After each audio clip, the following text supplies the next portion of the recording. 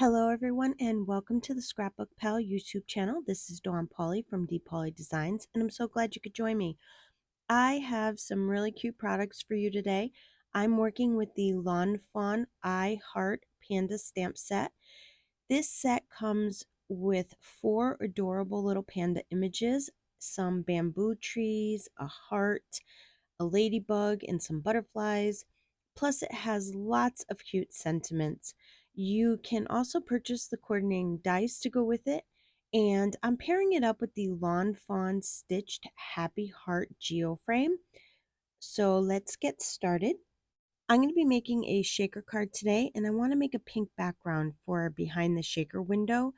I'm going to use my Distress Oxide Kitsch Flamingo, and I'm going to lightly ink blend the cardstock from dark to light. I'm going to start by putting a lot of color at the top of the paper, and then as I work my way down the paper, I'm going to use less and less ink. If you notice, I'm not really inking up my blending tool. I'm just using what color is already on it just because I'm going for the faded out look as I get to the bottom. As you can see, most of the paper is dark except for the very bottom. My ink blending tool had a lot of ink on it, but that's okay. I'm going to use just the bottom of the paper and not the top just because I'm going for a very light look.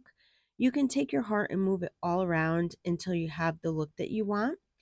And once I have the spot that I like, I'm going to use a pair of scissors to cut out my heart background because this will be my background for the shaker window.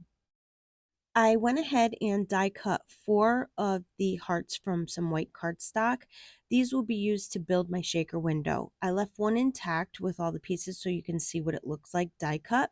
What's great about this die is you can color these pieces in if you wanted to, or use different colored cardstock for the inner pieces. It comes with this tiny heart in the middle of it, which is nice, and it comes with a bigger heart that you can also use.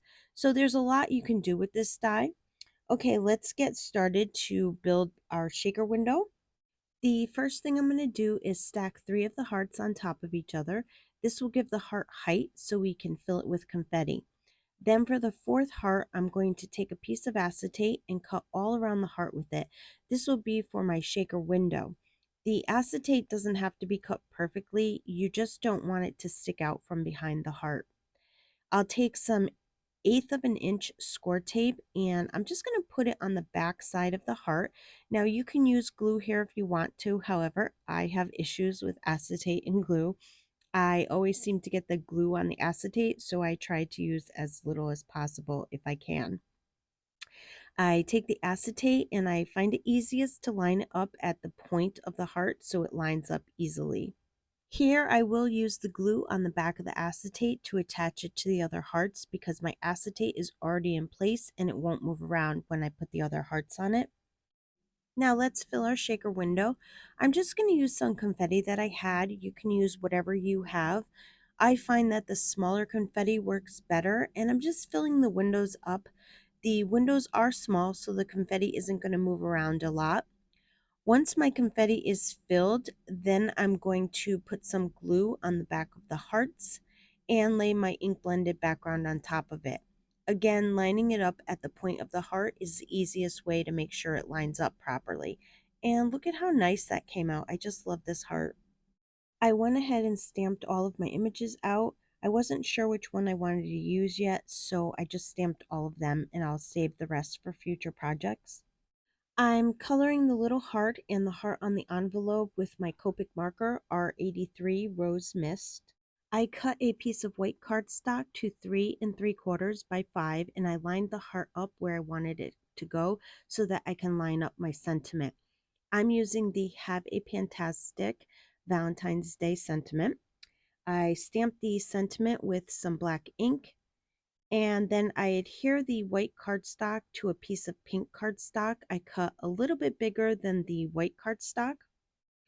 I adhere the heart in the middle of the card front, and then I'm going to adhere the pandas in the middle of the heart. And then I'm going to adhere the little envelope in the middle of the panda's hands. I adhere the card front to an A2 sized white card base. And to finish off the card, I'm using some honeybee stamps, self-adhesive gems that I'm randomly putting onto the card front.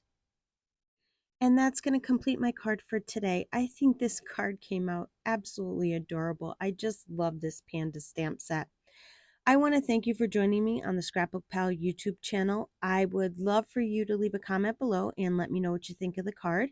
If you liked the video, please give it a thumbs up. Be sure to subscribe to the Scrapbook Pal YouTube channel and their other social media platforms so you don't miss out on any great inspirational videos. Also, check out their website for any new releases they might have.